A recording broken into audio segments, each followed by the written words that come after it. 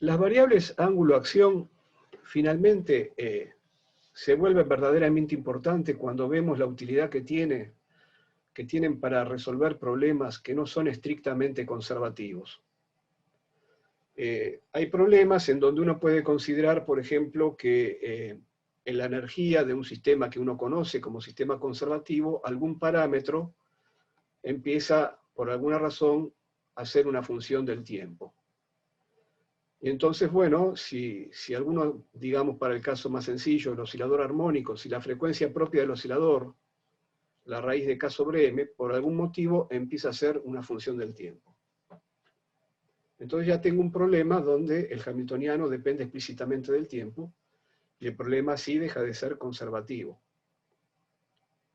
Entonces, lo que vamos a ver es que en ese tipo de problemas, si la variación de los parámetros es lo suficientemente lenta, y entonces por lo tanto la energía cambia, pero cambia lentamente, las variables acción van a cambiar más lentamente todavía. Van a ser conservadas, entre comillas, van a variar en el tiempo, pero más lentamente que la energía. Van a ser más aproximadamente conservadas que la propia energía. Y por eso se van a llamar invariantes adiabáticos. Adiabático se refiere a que el proceso va a tener que ser lo suficientemente lento. Después vamos a caracterizar qué significará suficientemente lento.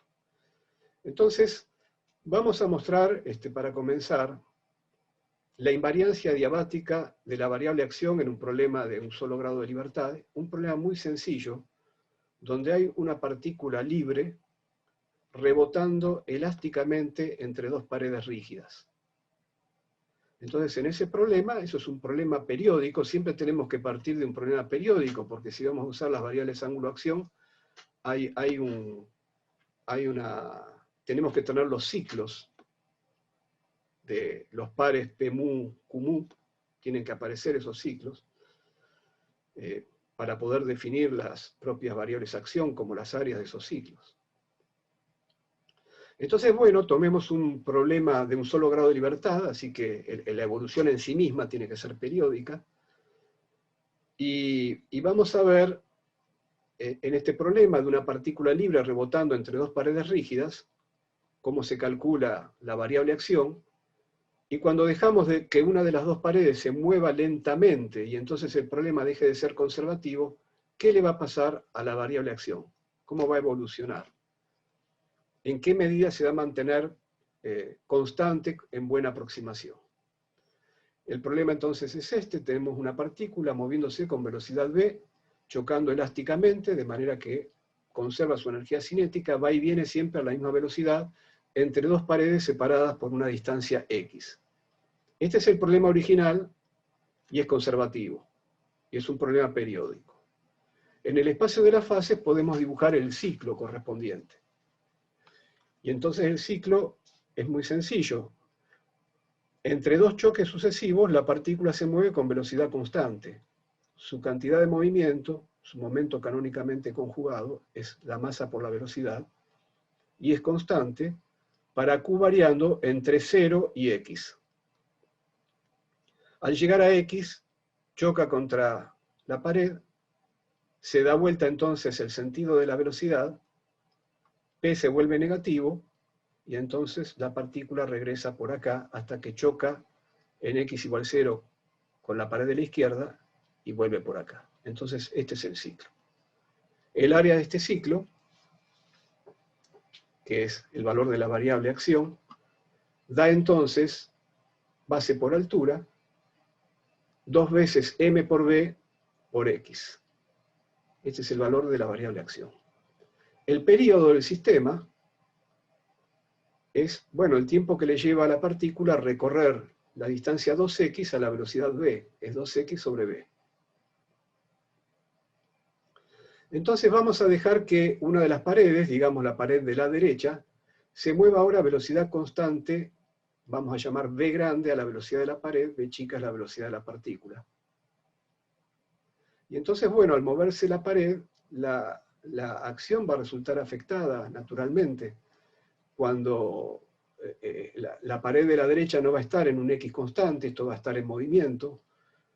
cuando la partícula choque, la velocidad no solo va a cambiar de signo, va a cambiar de valor, aunque el choque sea elástico, debido a que la pared está en movimiento.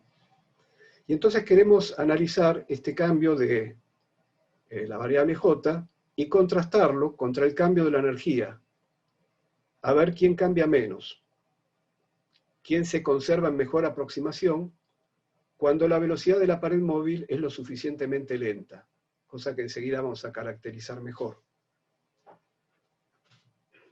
Entonces diremos que, como se trata de choques elásticos, ya sabemos que las velocidades relativas en los choques elásticos, antes y después del choque, son iguales. Estamos hablando de las velocidades en módulo, ¿no?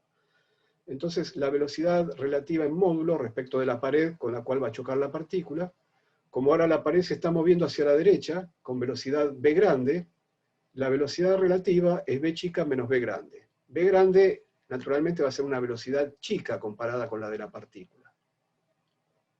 Entonces, la velocidad relativa, antes del choque, es la velocidad de la partícula menos la velocidad de la pared. La velocidad inicial de la partícula, porque después del choque la velocidad va a ser otra. Y cuando la partícula choque y cambie de sentido de movimiento, su velocidad relativa va a ser la velocidad final, de vuelta en módulo, más la velocidad de la pared, porque se están alejando una de la otra, se suman las velocidades. El cambio entonces que experimentó la velocidad de la partícula es menos 2b. O dicho en términos del momento canónicamente conjugado, el delta P es menos 2mv. Entonces, bueno, dado que la pared se está moviendo, vamos a analizar varios choques sucesivos. Vamos a llamar X a la posición que tiene la pared móvil cuando ocurre el primero de estos choques. Entonces, la partícula se mueve con una cierta velocidad inicial v hasta que alcanza la pared en una cierta posición x, y al rebotar vuelve con una velocidad distinta.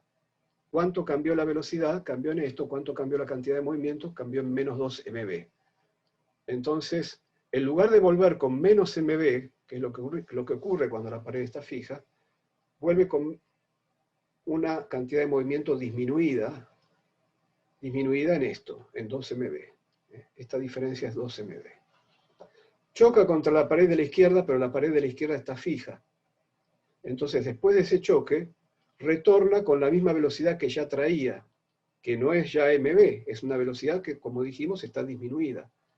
Entonces choca y empieza un nuevo ciclo, busca de vuelta la pared móvil, pero ya no la encuentra en x, la encuentra desplazada en una velocidad, en una cantidad b por delta t, donde delta t es el tiempo que transcurrió entre el primer choque con la pared móvil y este segundo choque que va a ocurrir ahora.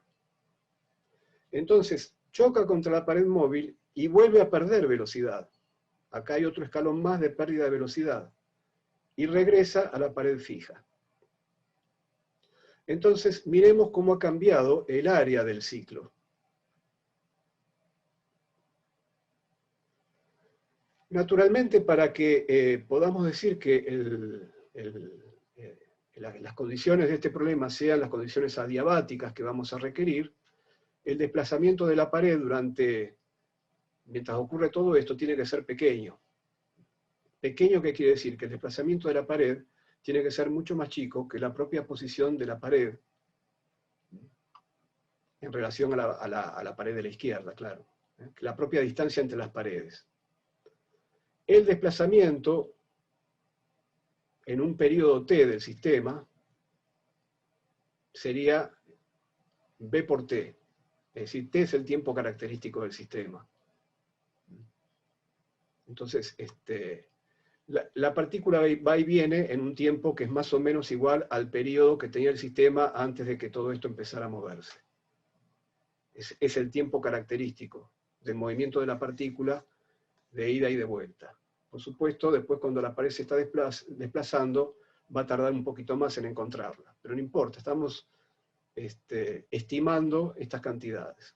Queremos que esta cantidad entonces sea mucho menor que 1, pero delta x la estimamos como b por el el tiempo característico, el periodo del problema original, que era 2x sobre b. X se simplifica y entonces queda 2b grande sobre b chica y tiene que ser mucho menor que 1. Claro, lo que está diciendo esto es que las condiciones adiabáticas se dan si la velocidad de la pared es mucho menor que la velocidad de la partícula, como podíamos esperar. Entonces, esto quiere decir que estas franjas que quedaron acá en blanco tienen un área que es pequeña respecto de las áreas grises, porque B grande es chiquita. Y en particular que podemos olvidarnos de estos rectangulitos que serían de área B cuadrado, de orden B cuadrado, porque la altura es de orden B y la base es de orden B. Todo esto lo digo para decir que, bueno, el cambio del área rectangular, en este caso, la podemos aproximar, dado que el área es la base por la altura, la podemos aproximar como la base multiplicado por la variación de la altura, más la altura multiplicado por la variación de la base. Eso significa que nos olvidamos de estos rectangulitos de orden B cuadrado.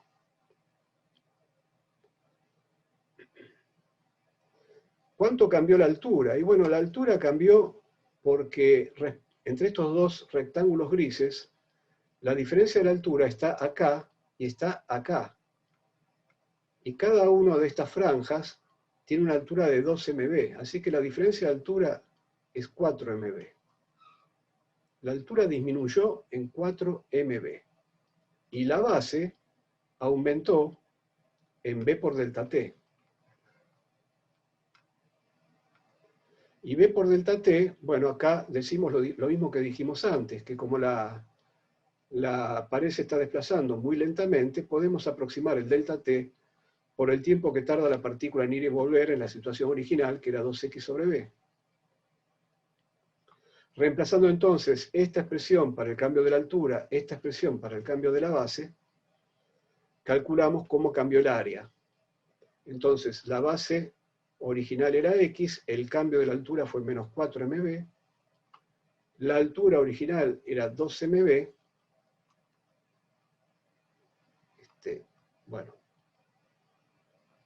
sí, la altura original es 12 mb, la estamos aproximando por todo esto, porque igual eso va a estar multiplicado por delta de la base, que es de orden B, así que estamos tirando ahí un orden B cuadrado. Entonces la altura era 12 mb, y el cambio de la base es B por delta T, que lo aproximamos por 2x sobre B. Más términos de orden B cuadrado que no estamos considerando. Bueno, fíjense lo que pasa acá. B chica se va con B chica, entonces me queda que este término vale 4 mb por X, y combinado con esto, da que la variación del área es de orden B cuadrado. Muy bien. Entonces, el comportamiento de J es este que está acá. La variación de J es de orden X punto cuadrado, donde X es el parámetro que está variando. Mientras que el cambio de la energía que ocurre en cada choque, vamos a ver que es de orden B, no es de orden B cuadrado. En efecto, cuando la partícula va a chocar contra la pared, va con una energía P cuadrado sobre 2m, donde este P es el P de la velocidad inicial. Cuando choca, pierde una cantidad de velocidad que ya dijimos era 2 por b, es decir, la cantidad de movimiento varía en menos 2 mb, así que cuando vuelve, después del choque, vuelve con esta cantidad de movimiento, y entonces, ¿cómo cambió la energía? Y bueno, la energía cambió, es decir, la relación entre la energía inicial y la energía final es que la energía inicial era mayor que la final, perdió energía al rebotar. La diferencia es esta que está acá. Es de orden B, mientras que la variación de J es de orden B cuadrado. Como B es muy chiquito, bueno, entonces el cambio de J es mucho menor que el cambio de H. J es una mejor constante de movimiento que H. Ya sabemos que las dos están cambiando, pero J es una mejor constante de movimiento que H en la aproximación al orden B cuadrado. Entonces, este es el significado de la invariancia adiabática de las variables acción cuando un parámetro del hamiltoniano varía lentamente. Atención con las variaciones lentas de los parámetros de los hamiltonianos, porque pueden ocurrir cosas como las que vimos en resonancia paramétrica. A veces, si una variación lenta puede parecer algo inofensivo, pero si una variación lenta uno la sintoniza apropiadamente con la frecuencia propia del problema, puede conseguir variaciones grandes en el sistema. Eso es lo que vimos con la resonancia paramétrica. Aquí estamos ignorando ese problema, pero en realidad ese problema aparecería en los tratamientos perturbativos como los que estamos haciendo acá, porque cuando uno analiza orden por orden en las perturbaciones, se genera una serie y en esa serie pueden aparecer ceros dividiendo o problemas de convergencia cuando hay ese tipo de resonancias. Así que nosotros acá estamos ignorando ese tipo de resonancia. Pero atención con las variaciones lentas que se sintonizan apropiadamente con las frecuencias propias de los sistemas. Bueno, voy a aplicar este problema de una partícula en una caja para encontrar un resultado que todos conocemos de la termodinámica.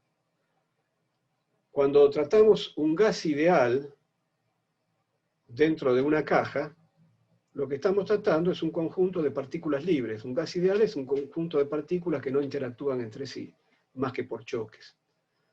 Entonces, yo puedo tomar este resultado, que en realidad es un resultado para una sola partícula, esto es la invariancia adiabática de la J del problema original, que valía esto que está acá, y ahora aprovecharlo para evaluar qué le pasaría a un gas si las paredes del recipiente se movieran lentamente, si el gas se expandiera lentamente.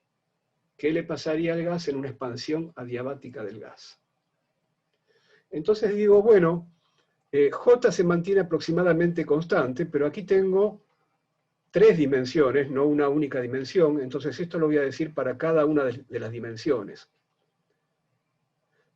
Voy a decir que B por X se mantiene constante, pero en realidad voy a decir que B sub X por X se mantiene constante, B sub Y por Y se mantiene constante y B sub Z por Z se mantiene constante. Pero las partículas del gas no tienen todas las mismas velocidades, entonces voy a considerar un promedio sobre las partículas del gas. Y antes de hacer el promedio, voy a elevar al cuadrado, porque claro, si yo promedio las velocidades X de las partículas del gas, algunas se mueven para un lado, otras se mueven para el otro, me va a dar 0. Voy a tomar el promedio de las velocidades al cuadrado. Entonces, elevando al cuadrado esta constante, o este invariante adiabático, para decirlo con mejor propiedad, entonces voy a decir que bx cuadrado promediado por x cuadrado es aproximadamente constante, bi cuadrado promediado por y cuadrado es constante, etc. Y además voy a usar un argumento de isotropía. A menos que haya alguna dirección privilegiada en el gas, por ejemplo, si hubiera un campo aplicado, por ejemplo, si las partículas estuviesen cargadas y aplicamos un campo eléctrico en una dirección, la propia gravedad, pero la gravedad suele ser insignificante, los pesos de las partículas, por lo menos en volúmenes pequeños. Bueno, entonces, si yo puedo invocar un razonamiento, un argumento de isotropía, diré entonces que los promedios de las velocidades x al cuadrado tienen que ser iguales que los promedios de las velocidades, que el promedio de las velocidades y al cuadrado y que el promedio de las velocidades z al cuadrado, que todos estos 3 promedios son iguales. Y que por lo tanto son iguales también a 1/3 del módulo de b al cuadrado, porque el módulo de b al cuadrado es bx cuadrado más bi cuadrado más bz cuadrado. Entonces, y la b al cuadrado, el módulo de b al cuadrado, es una medida de la temperatura del gas. Esto lo vimos en la clase del problema del virial, lo dijimos, del teorema del virial. Entonces, lo que estamos diciendo finalmente es que si yo multiplico estas 3 relaciones, me queda bx cuadrado por bi cuadrado por bz cuadrado, pero los tres son iguales, entonces me queda un b cuadrado al cubo. Y b cuadrado es proporcional a la temperatura del gas, entonces me queda una temperatura al cubo. Y además me queda x cuadrado por y cuadrado por z cuadrado. X por y por z, las distancias entre las paredes del recipiente, es el volumen del recipiente, entonces me queda el volumen al cuadrado. Entonces, en la evolución adiabática de un gas ideal, se cumple que el cubo de la temperatura por el volumen al cuadrado se mantiene constante. Y esta es la ley de expansión adiabática de los gases ideales monoatómicos. Bueno, en el ejemplo anterior de la partícula chocando entre dos paredes, teníamos un sistema muy sencillo, muy fácil de entender, pero bueno, era un problema donde las variables evolucionaban discontinuamente. Ahora vamos a hacer un problema de un solo grado de libertad, genérico, donde las variables evolucionen continuamente, y bueno, un sistema normal, más normal, digamos. Entonces, ¿cuál era el problema de partida? El problema de partida siempre es un problema que tiene sus variables ángulo-acción. Entonces, bueno, tratándose de un único grado de libertad, el espacio de la fase tiene dos dimensiones, y en ese espacio las variables QP evolucionan sobre ciclos. Sobre cuál ciclo evoluciona depende de las condiciones iniciales del sistema. Y una vez que las condiciones iniciales eligen ese ciclo, bueno, el ciclo elegido tendrá una cierta área, y esa área es la variable acción. La variable acción es una constante de movimiento que determina el área del ciclo como conocemos, todo eso ya lo sabemos. Ese sistema tendrá un hamiltoniano que incorporará ciertos parámetros. Por ejemplo, si estamos viendo un problema gravitatorio, una partícula orbitando el Sol, bueno, en el hamiltoniano estará la masa del Sol, eso es un parámetro, estará la constante de gravitación universal, es otro parámetro también. Bueno, nosotros vamos a llamar lambda a un parámetro que vamos a hacer evolucionar lentamente en el tiempo. Y como decíamos, si aparece entonces un parámetro que evoluciona en el tiempo, aparece una dependencia explícita en T, en el hamiltoniano H. Bueno, ustedes saben que cuando H depende explícitamente del tiempo, el sistema deja de ser conservativo. Es lo que estábamos planteando entonces con el ejemplo anterior. Si el sistema deja de ser conservativo, bueno, también la variable acción va a dejar de conservarse. Y lo que queremos ver es que la variable acción se comporta mejor en el sentido de que se mantiene constante en mejor aproximación que el propio hamiltoniano. Por cierto, cuando entramos en un caso donde H depende explícitamente del tiempo, ya no es cierto que la S0 que está acá entre de esta manera en la solución de la ecuación de Hamilton-Jacobi, porque ya no se puede proponer como solución de la ecuación de Hamilton-Jacobi dependiente del tiempo esto. Porque esto vale cuando el tiempo es cíclico en el hamiltoniano, pero ha dejado de ser cíclico, así que ya no me sirve más esta forma para la solución de la ecuación de Hamilton-Jacobi dependiente del tiempo. Aún así, la S0 que yo obtuve de ese problema, la puedo seguir usando, que va a ser una S0 de las variables viejas Q chica, las variables nuevas J, y ahí también en S0 va a entrar el lambda, y ahora va a ser un lambda dependiente del tiempo. Nada me impide seguir usando esa S0 como generatriz de una transformación canónica, porque contiene las variables viejas, un juego de variables viejas, en este caso Q chica nada más, un solo grado de libertad, un juego de variables nuevas, en este caso J, y ahora la única novedad es que la generatriz va a ser dependiente del tiempo, y por lo tanto voy a tener que usar un hamiltoniano nuevo cuando haga la transformación canónica y pase a variables nuevas. Esa es la única cosa que voy a tener que cuidar. Es decir, siempre que me dan una función de un juego de variables viejas, un juego de variables nuevas, eso se puede usar como una generatriz de una transformación canónica. Así que vamos a seguir usando la misma S0, salvo que tomando ahora el cuidado de que incorpora una dependencia explícita en el tiempo. Más aún, esa misma función S0 sigue siendo solución de esta ecuación, no de la ecuación de Hamilton-Jacobi original, la verdadera, la que depende del tiempo. Sigue siendo solución de esta ecuación porque en esta ecuación lo único que nos interesa es cómo es la dependencia funcional de S0 respecto de Q. Y la dependencia funcional respecto de Q yo la estoy manteniendo, así que esta ecuación se va a seguir cumpliendo, no importa que el lambda ahora de este lado y de este lado pase a ser un lambda de t. Lo que quiero decir con esto es que el hamiltoniano h lo voy a seguir reemplazando por la función e de j con un parámetro lambda que depende del tiempo, nada más. Pero voy a seguir reemplazando h por esta función. ¿Cómo queda en este caso entonces la transformación canónica? La derivada de la generatriz respecto de Q chica me da P chica. La derivada de la generatriz respecto de J me da Q grande y Q grande es tita sobre 2pi, donde tita es la variable ángulo. Pero ahora, como decíamos, tengo que usar un hamiltoniano nuevo. El hamiltoniano nuevo, el hamiltoniano que va a hacer evolucionar las variables nuevas, tita y j, es h más la derivada de la generatriz respecto del tiempo. Entonces, h, como decíamos, es la misma función e de j lambda, y la derivada de esa respecto de t la puedo calcular así. Derivo ese 0 respecto de lambda y multiplico por la derivada de lambda respecto de t, por lambda punto. Ahora bien, si quiero usar este hamiltoniano nuevo para escribir las ecuaciones de Hamilton para las variables tita j, lo primero que tengo que hacer es escribir el hamiltoniano nuevo en función de tita y de j. Acá lo tengo escrito todavía en función de q chica y j.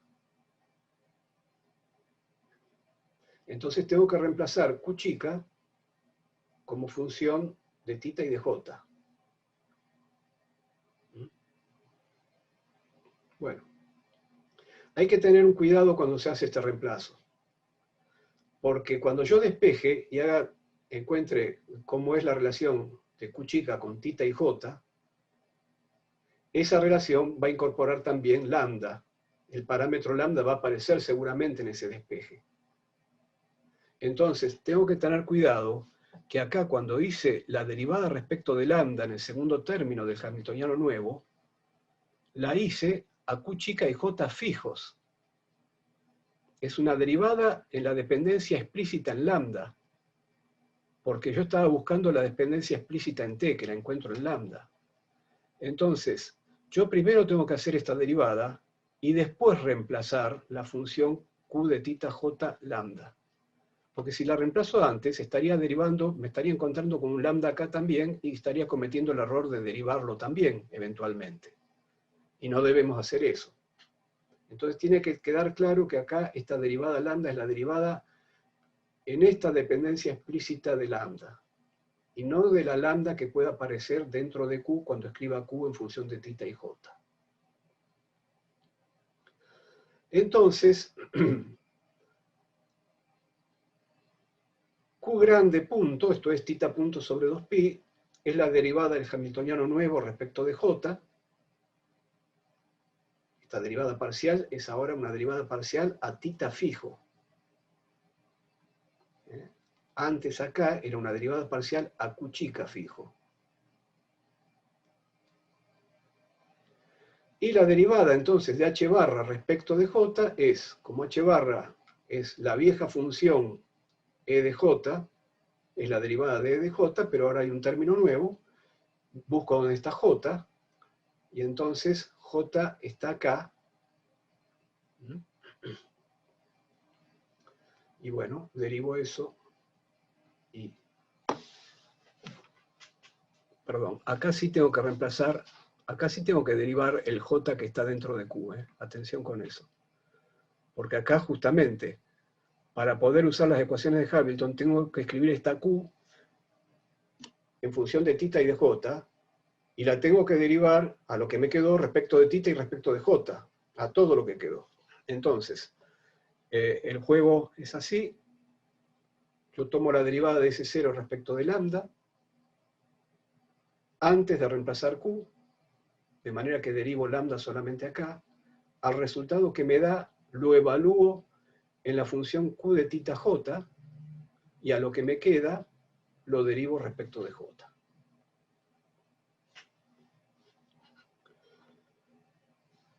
Bueno, ¿qué pasa con J punto? J punto es menos la derivada del hamiltoniano nuevo respecto de Q grande, que es tita sobre 2pi, a J constante. Esta derivada parcial se hace ahora a J fijo.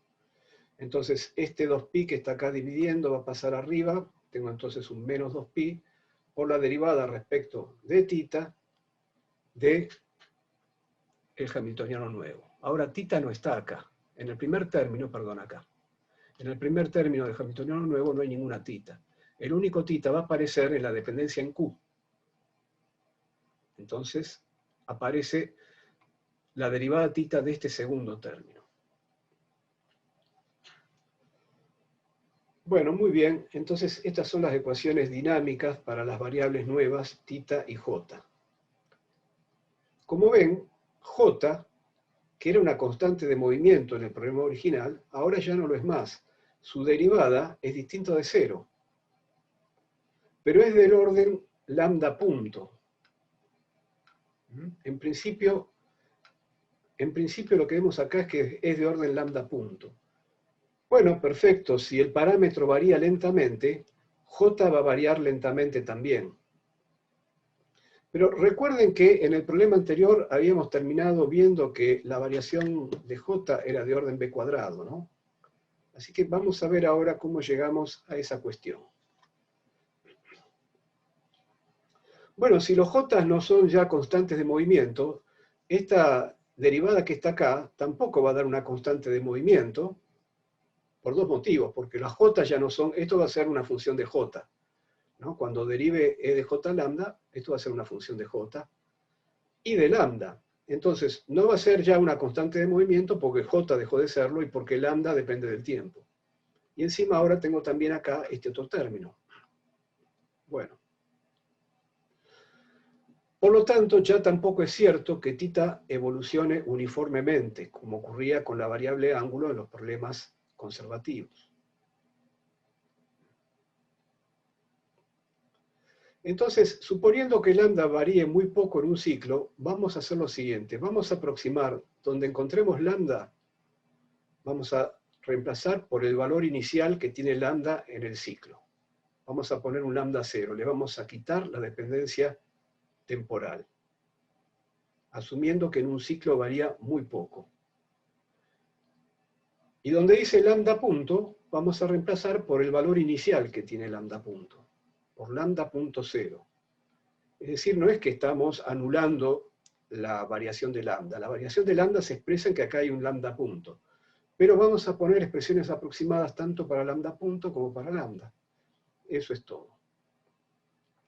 Y de esa manera, J punto, el personaje de quien queremos saber si evoluciona muy lentamente o no, J punto queda expresado de esta manera. Ahora todo está evaluado en lambda punto 0 y en lambda 0.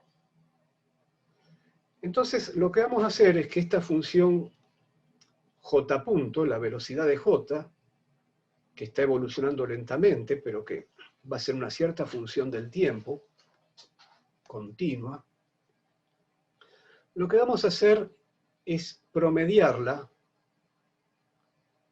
vamos a promediarla en un ciclo.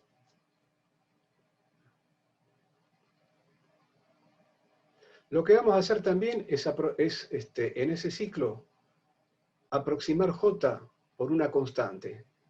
En el mismo espíritu con el que aproximamos lambda, diciendo que la variación es lenta, sabiendo que la variación de J también es lenta, donde dice J acá, no vamos a poner una J de t, vamos a poner la J constante del problema conservativo. Entonces, si yo promedio la expresión para J punto en un ciclo, ¿cómo se hace ese promedio? integro la variable tita entre 0 y 2pi en un ciclo y divido por 2pi. Como acá hay un 2pi, el 2pi se fue. Entonces, este es el promedio de j punto en un ciclo. Ahora, todo lo que está acá dentro, en el integrando, es constante, salvo tita, porque j, dijimos que tomamos un valor constante, lambda es lambda 0, lambda punto 0 ya está acá afuera, salió como una constante. Entonces, estoy derivando respecto de tita una función, una expresión que ya solo depende de tita, nada más. Y entonces simplemente integrar en tita la derivada tita es quedarme con esta cantidad que está en el paréntesis, evaluada en 2pi y en 0. Pero la cantidad que está en el paréntesis es entonces del tipo de las funciones que estudiábamos en el caso conservativo de la clase pasada. Es una función entonces que tendrá que ser necesariamente periódica en la variable tita, por las razones que dijimos la clase pasada. Porque si esta función es una función univaluada de la variable, univaluada de sus variables, es decir, que al completar el ciclo vuelve el mismo valor, como tita no vuelve el mismo valor al completar el ciclo, sino que pasa, se incrementa en 2pi, entonces la única manera de que el paréntesis sea univaluado,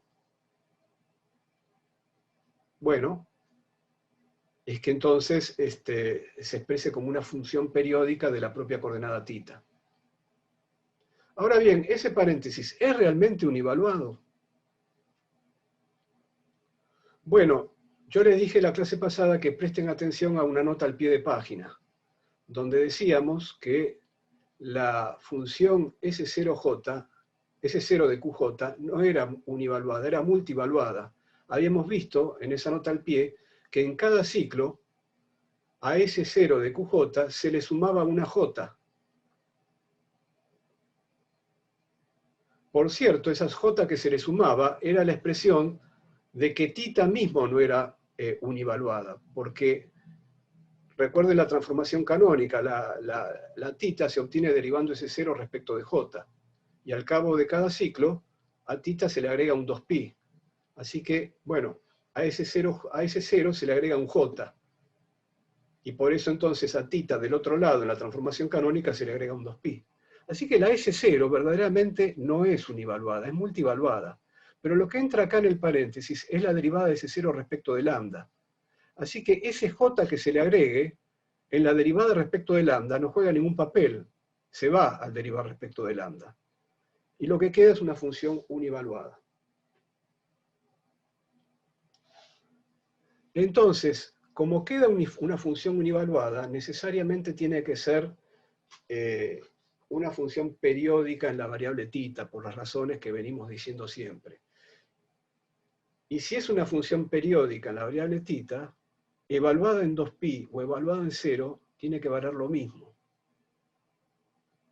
Entonces, esta integral, como es la integral en tita de la derivada tita de esto, me termina dando el paréntesis evaluado en 2pi y evaluado en 0. Pero evaluado en 2pi y evaluado en 0 vale lo mismo. Y entonces, esta integral, esto es el valor promediado en un ciclo de j punto, dentro de las aproximaciones que hemos hecho, da 0. Quiere decir que en el ciclo, no solo j punto es chica, sino que se promedia 0.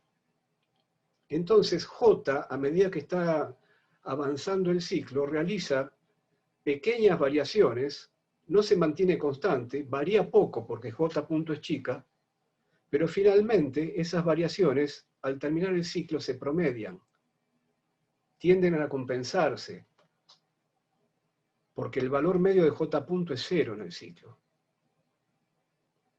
Y entonces ahí se evidencia el carácter de invariante adiabático que tiene J. Enseguida vamos a ver qué le pasa a la energía. Bueno,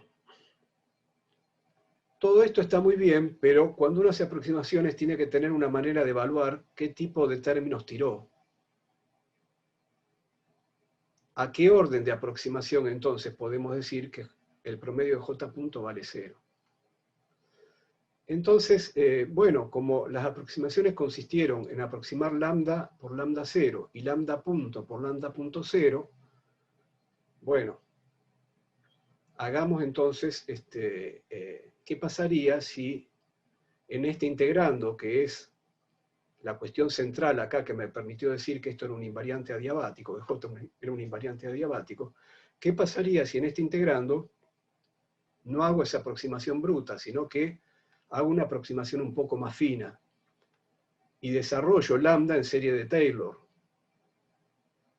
como lambda 0 más lambda punto 0 por t, más etcétera?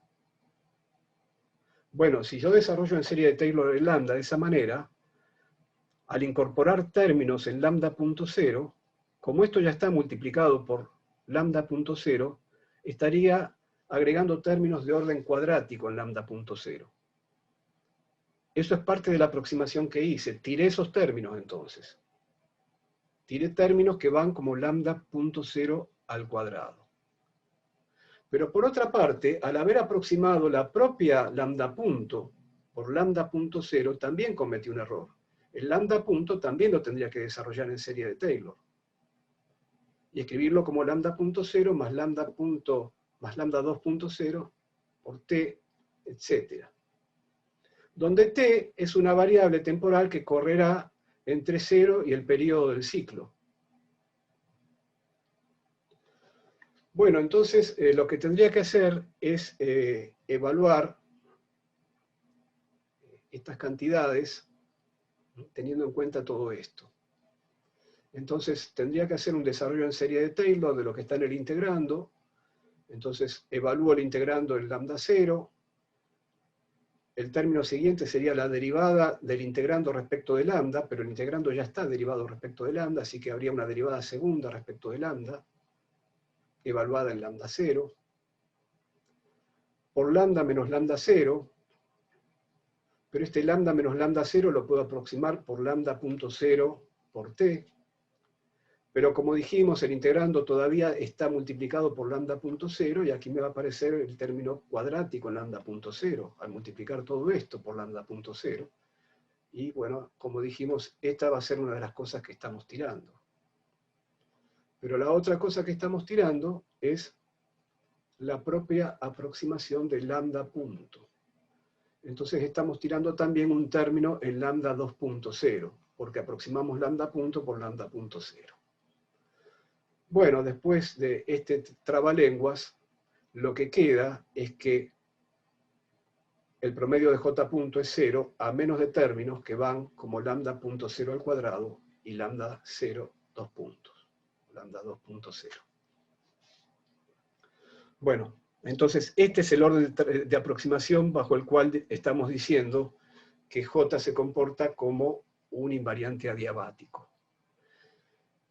Pero lo que nos interesa es comparar este comportamiento de J con el comportamiento de la energía. ¿A qué ritmo cambia la energía E de J lambda?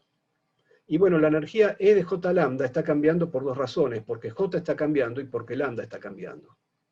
Entonces, E punto es la derivada de respecto de J por J punto, y más la derivada de respecto de lambda por lambda punto. Al primer orden de aproximación, entonces aquí también reemplazaríamos lambda punto por lambda punto 0, y entonces evaluaríamos esto también al primer orden de aproximación, pero al primer orden de aproximación esto es una constante de movimiento, porque al orden más bajo esto es una función de J y de lambda, y al orden más bajo J es una constante de movimiento y lambda es una constante, no depende del tiempo al orden más bajo. Entonces, al orden más bajo esto sobrevive. Y en cambio, al mismo orden de aproximación, cuando yo promedie la variación de E en el ciclo, esto se promedia a 0, salvo por términos que son de este orden de magnitud. Quiere decir que el promedio de E punto en un ciclo es de primer orden en lambda.0, es esto que está acá. Mientras que el promedio de J punto en un ciclo es de orden superior. Nuevamente encontramos entonces que J es constante en mejor aproximación que la propia energía. Y es lo que le da el carácter de invariante adiabático a J. Bueno, hay un ejemplo de invariante adiabático que se suele mencionar en sistemas no de un grado de libertad como el que estamos viendo, sino de varios grados de libertad.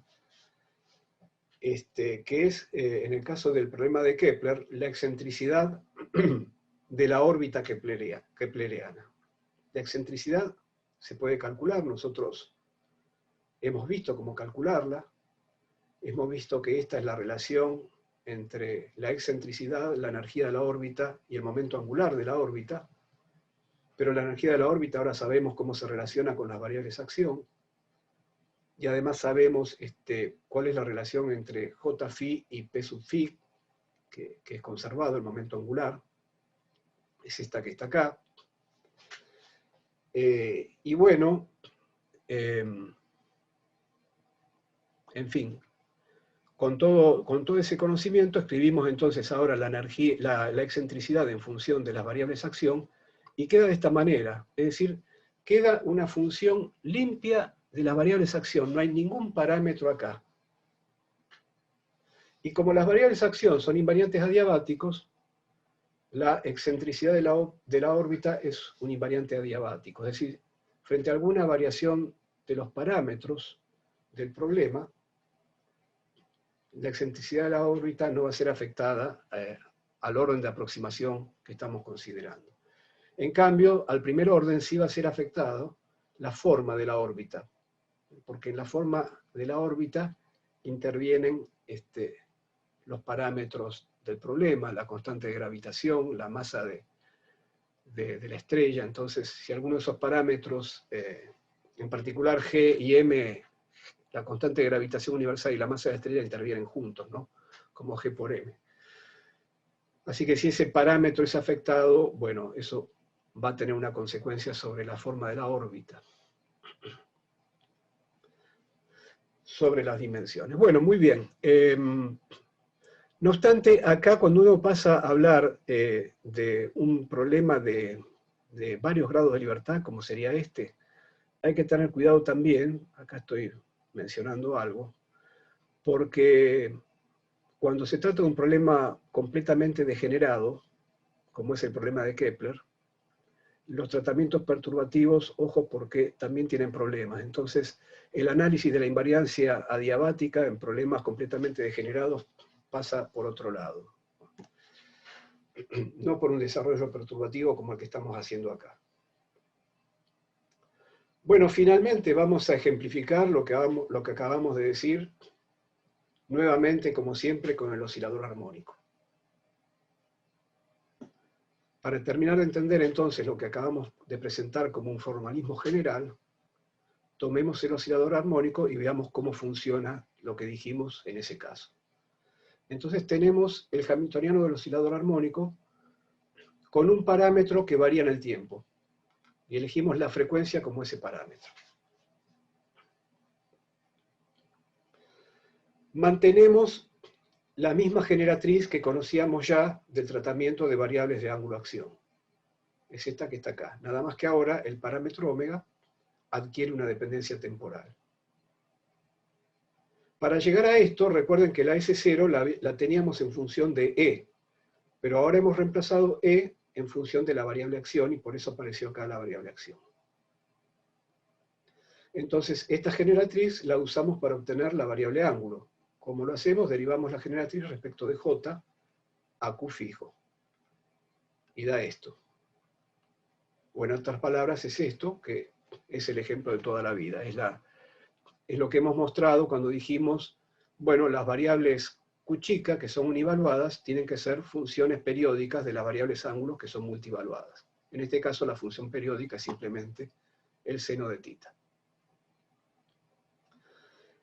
Bueno, el hamiltoniano que tiene que entrar en las ecuaciones de Hamilton para las variables nuevas tita j tiene que ser el hamiltoniano nuevo, porque ahora hay una dependencia explícita temporal en la generatriz. Entonces el hamiltoniano nuevo se escribía de esta manera. Era la vieja energía más el término que tenía la derivada respecto del parámetro que llamábamos lambda, ahora es omega, por lambda punto, ahora es por omega punto. Haciendo esta derivada y reemplazando después la función Q como función de tita del parámetro y de J, el resultado es este. Aparece acá entonces una cantidad que también es una función periódica de tita, seno de tita coseno de tita, que es un medio de seno de 2 tita.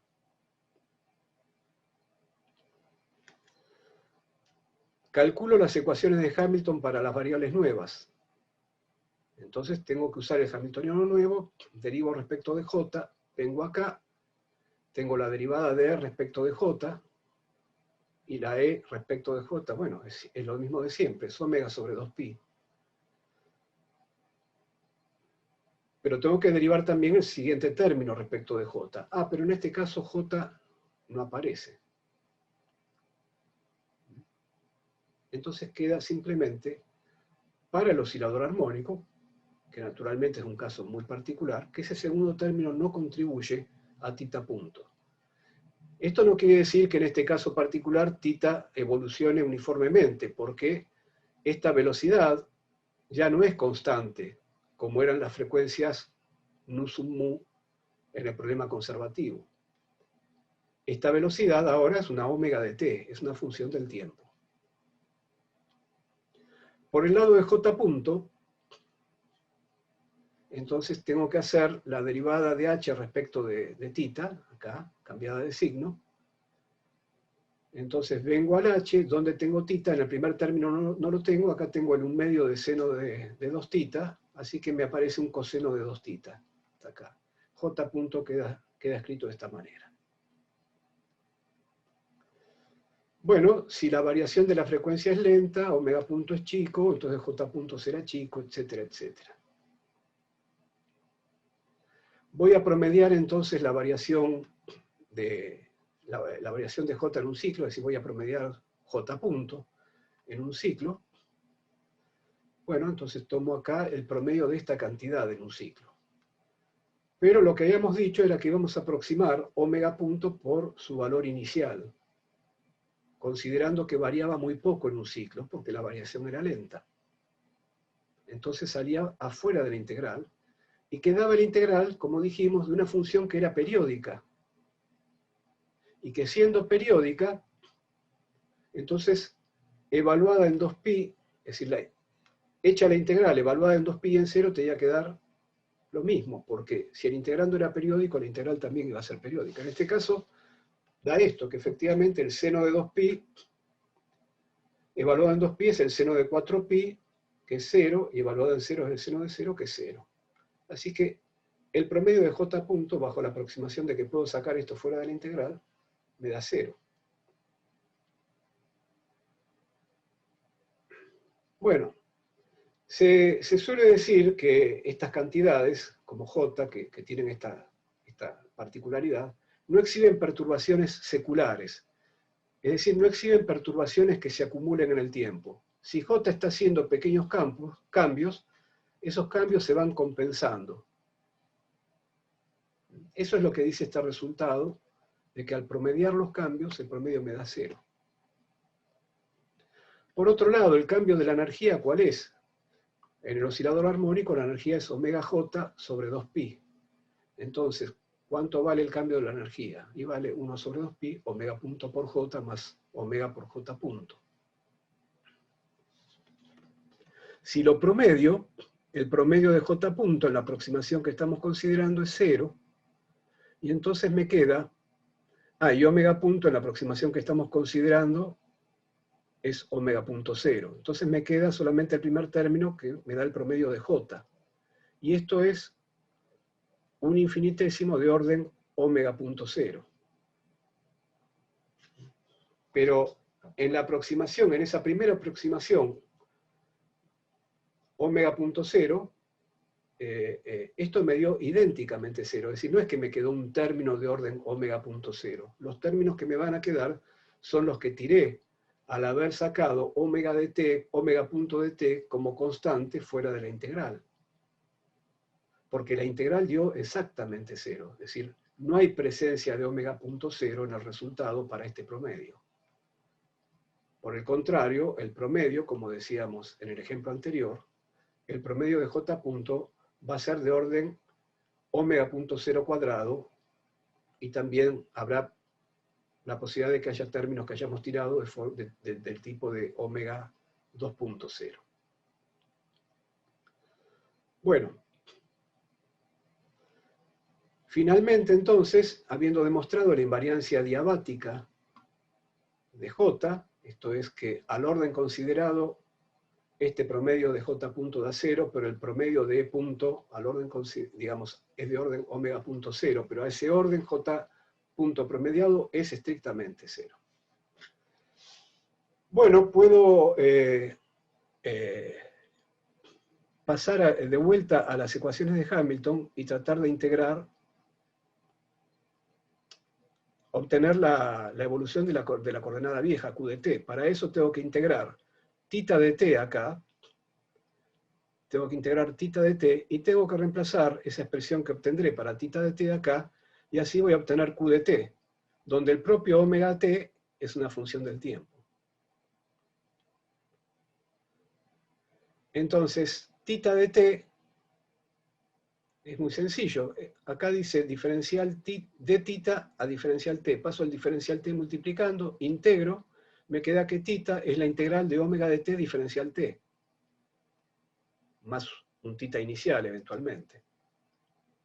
Entonces, esto que está acá es el tita de t, que reemplacé en la expresión para Q, que Q era raíz de j sobre pi m omega por el seno de tita, entonces reemplacé tita, y acá tengo entonces la evolución de la coordenada vieja, Q de t, que al orden más bajo puedo aproximar j por una constante, porque la variación de j al orden más bajo es 0. Entonces, esta sería la evolución, la solución para el oscilador armónico, donde la frecuencia varía lentamente con el tiempo. A esto se le puede dar todavía una vuelta de rosca más, porque uno puede, a partir de la forma que tienen las ecuaciones de Hamilton para tita y j, es posible encontrar una nueva variable que no solo tenga una anulación de j punto, bueno, de su derivada, una anulación de su derivada en promedio, sino que estrictamente se anule la derivada al primer orden en omega punto. Yo les dejo acá la forma que tiene la variable y jueguen un poco con esas ecuaciones para mostrar que esto efectivamente no hace falta promediarlo, que j punto, esta nueva j cursiva, que j punto es 0 al orden omega punto. Es decir, que recién es distinto de 0 a los órdenes siguientes. Finalmente, estas cantidades que estamos dejando acá encerradas son cantidades dimensionales. Lo más correcto sería poner una cantidad adimensional, un parámetro adimensional, un épsilon, ¿no? Bueno, entonces, ¿qué queremos decir cuando decimos que omega varía lentamente? Queremos decir que las variaciones de omega son mucho menores que la propia omega. Pero las variaciones de omega las podemos caracterizar por lo que varía omega en un periodo del ciclo, tomando, para hacer una caracterización, digamos, rápida, tomando como valor de omega punto, el valor de omega punto al comienzo del ciclo. Entonces podemos decir que delta omega en un ciclo varía como omega punto 0 por t, donde t es el periodo del ciclo. En nuestro caso, el propio periodo del ciclo es 2pi sobre omega. Entonces quedaría que delta omega, que es omega punto por 2pi sobre omega, tendría que ser mucho menor que omega. En definitiva, quedaría que omega punto tendría que ser mucho menor que omega cuadrado. Y si hacemos lo mismo para la variación de omega punto, llegaríamos a que tendría que ocurrir esto. Es decir, para que la variación de omega sea suficientemente lenta, omega punto tiene que ser mucho menor que omega cuadrado. Y para que la variación de omega punto sea suficientemente lenta, omega 2 punto tiene que ser mucho menor que omega punto por omega. Así que realmente si quieren poner acá cantidades adimensionales, aquí tendrían que poner entonces omega punto cuadrado sobre omega cuarta, y aquí tendrían que poner omega 2 puntos sobre omega punto omega. Perdón, ¿digo bien? Sí, digo bien. Esas dos cantidades, omega punto cuadrado sobre omega cuarta y omega 2 puntos sobre omega punto omega serían ambas mucho menores que 1, de acuerdo con esto. Esa sería la forma entonces de caracterizar correctamente con parámetros adimensionales.